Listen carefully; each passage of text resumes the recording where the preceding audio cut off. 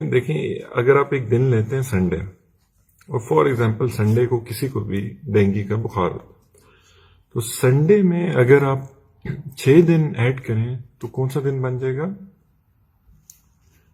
Saturday.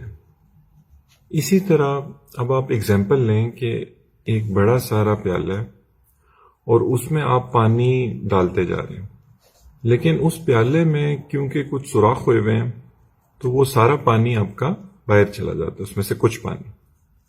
تو dengue بخار میں بھی یہی ہوتا ہے۔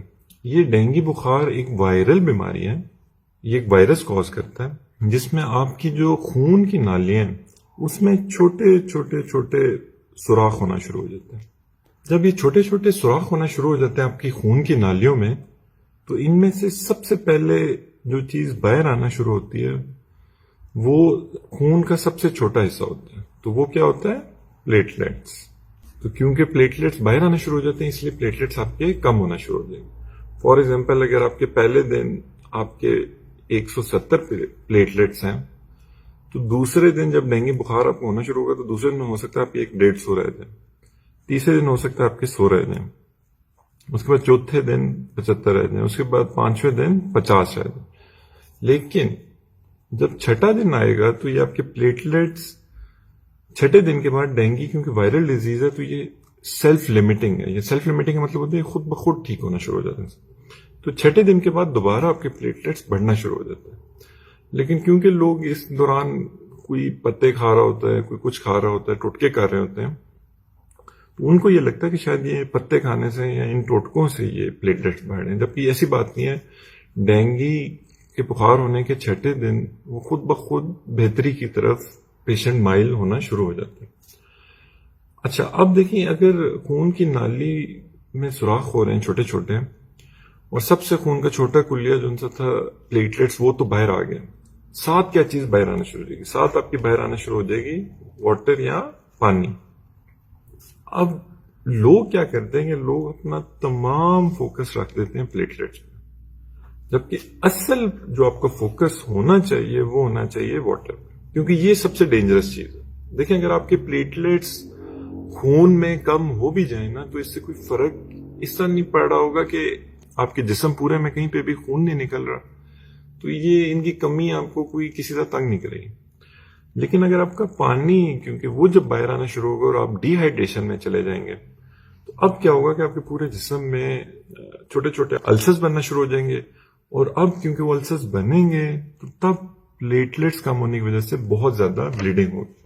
اب اس کے بعد جو اگلا چیز جو ہمیں سمجھنی چاہیے اس میں وہ یہ ہے کہ دیکھیں اگر ایک خون کی نالی ہے اور اس میں سے پلیٹلیٹس باہر آ رہے ہیں اور پانی باہر آ رہا ہے، تو اس کو ہم کس طرح مانیٹر کریں گے؟ پلیٹلیٹس کا تو آپ کو پتہ ہے کہ آپ سمپل اس میں بلڈ سی پی کرا لیں گے، لیکن جو آپ کا پانی باہر آ رہا ہے اس کو آپ کس طرح مانیٹر کریں گے؟ اس میں سب سے پہلے آپ اس کا بلڈ پریشر دیکھتے رہیں گے پیشنٹ کا، کہ وہ تو نہیں، اس میں تو نہیں فلکچویشنز آ رہی، وہ ایک اسٹیٹ آف شاک میں تو نہیں جا رہا۔ پھر آپ سائنز آف ڈی ہائیڈریشن دیکھیں گے پیشنٹ پہ، کہ پیشنٹ کسی طرح بھی سائنز آف ڈی ہائیڈریشن میں تو نہیں جا رہا۔ اس میں one of the biggest signs is urination, کہ اگر پیشنٹ پیشاب کرتا رہ رہا ہے تو تب اس کا مطلب ہے کہ پیشنٹ کی باڈی ٹھیک ہے، وہ ابھی تک اس طرح ڈی ہائیڈریٹ نہیں ہوئی۔ ڈینجر سائن تب ہوگا کہ اگر اس کی یورینیشن اس کو آنا بند ہو جائے، یا اس کا کلر جو ان سا ہے وہ بہت ڈارک ہو جائے، اور خاص طور پہ اگر وہ بند ہو جائے تو یہ ایک بہت بڑا ڈینجر سائن ہوگا۔ پھر ہم پلس پریشر کو بھی دیکھتے ہیں، یہ بھی اگر ڈی ہائیڈریشن میں پیشنٹ جا رہا ہوگا تو یہ بھی اس کی خراب ہونا شروع ہو جائے گی۔ ساتھ ساتھ ہم واٹر کو، کہ وہ جو باہر اسکیپ کر رہی ہے اس کو دیکھنے کے لیے کہ وہ کن کن کمپارٹمنٹس میں جا رہی ہے، تو ہم الٹرا ساؤنڈ بھی اس پیشنٹ کے کراتے جائیں گے۔ اب ڈینگی کا ایک ہی ٹیسٹ ہے جو ڈینگی اسپیسیفک ٹیسٹ ہے، DS1 جسے آپ کہتے ہیں، یہ اب پہلے دن سے ڈینگی کے پازیٹیو ہو جاتا ہے، اور یہی سب سے یوزفل ٹیسٹ ہے، کیونکہ باقی تمام ٹیسٹ ڈینگی ہونے کے کچھ عرصے بعد پازیٹیو ہوتے ہیں۔ اب آپ نے کرنا کیا ہے؟ دیکھیں اب آپ نے گھبرانا اس میں اس طرح نہیں ہے، کہ آپ سمپلی آپ فوکس کریں گے پیشنٹ کو کس طرح میکسیمم ری ہائیڈریٹ کر سکتے ہیں، اور کس طرح آپ اس کو ڈی ہائیڈریٹ ہونے سے بچا سکتے ہیں۔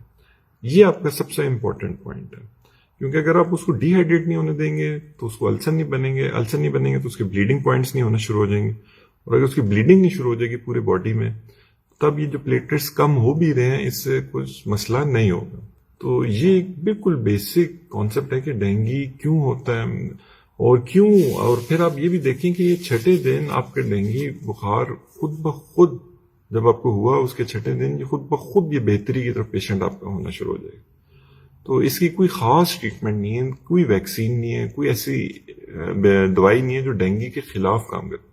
ہم نے بس صرف پیشنٹ کا جو واٹر لیول ہے, جو اس کی ہائیڈریشن لیول ہے, اس کو مانیٹر کرتے رہنا ہے کہ وہ اس کا کمپلیٹلی ٹھیک رہے. اگر آپ کو یہ ویڈیو اچھی لگی ہے تو اس کو پلیز شیئر ضرور کیجیے گا تاکہ آج کل ڈینگی بہت زیادہ پھیلا ہو, لوگوں کو پتا ہو کہ یہ ڈینگی ہوتا کیوں ہے, اور یہ کہ اس میں ایک بہت زیادہ خوف و ہراس کی ہوا بھی ہے. تو وہ بھی لوگوں کو جب آئیڈیا ہوگا کہ یہ ہوتا کیوں ہے تو وہ اس کو اچھی طرح مینج کر سکتے ہیں اس پیشنٹ کو. باقی آپ نے یہ اپنے ذہن میں رکھنا ہے کہ اگر ڈینگی آپ کو ہوتا ہے تو آپ نے ایک ڈاکٹرز اور ایکسپرٹ اوپینین لینی ہے جا کے, تاکہ آپ کو وہ جو مینجمنٹ بتائیں پھر آپ نے اس کے مطابق اس کو فالو کرتے رہیں. تو اگر آپ کو ویڈیو اچھی لگی تو آپ پلیز ہمارے جو یوٹیوب چینل ہے اس کو بھی ضرور سبسکرائب کیجیے گا تاکہ ہم اس طرح کی اور یوزفل ویڈیوز آپ کے لیے بنا سکیں. Thank you so much.